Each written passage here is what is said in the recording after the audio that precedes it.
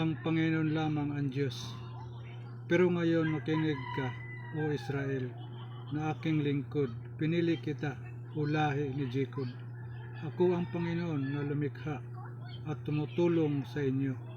Huwag kang matakot, ikaw na lingkod at pinili ko, sapagkat binigyan kita ng tubig at pamatid, uhaw at babasa sa inyong lupaing tigang. Ibibigay ko ang espiritu ko sa inyo, lahi, at pagpapalain ko sila. Lalago sila sa parang halaman na nasa tabi ng masaganang tubig o mga puno sa tabi ng ilog. May mga magsasabi, ako ay sa Panginoon, at mayroon din ang magsasabing, ako ay lahi ni Jacob. Mayroon din mga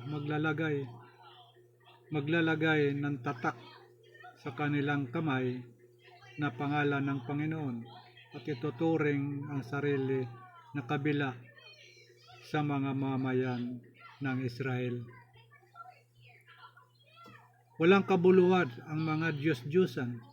Ito ang sinabi ng Panginoon, ang hari at tagapagligtas ng Israel. Ang Panginoon, makapangyarihan, ako ang pasimula at wakas ng lahat.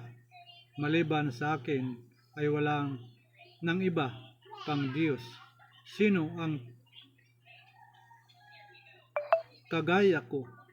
Sinabi niya sa harap ko, ano ang mga mangyayari mula nang itayo ko na maging isang bansa ang aking mga mamayan noong unang panahon. At sabihin din niya kung ano ang mangyayari sa hinaharap. Huwag kayong matakot o kabahan man. Hindi ba't pinaalam ko na sa inyo noon pa ang layunin ko sa inyo. Kayo ang mga saksi ko. Mayroon pa bang ibang Diyos maliban sa akin? Wala na. Ako lang ang may ibang pangbato na kanluran. Maliban sa akin, wala nang kwenta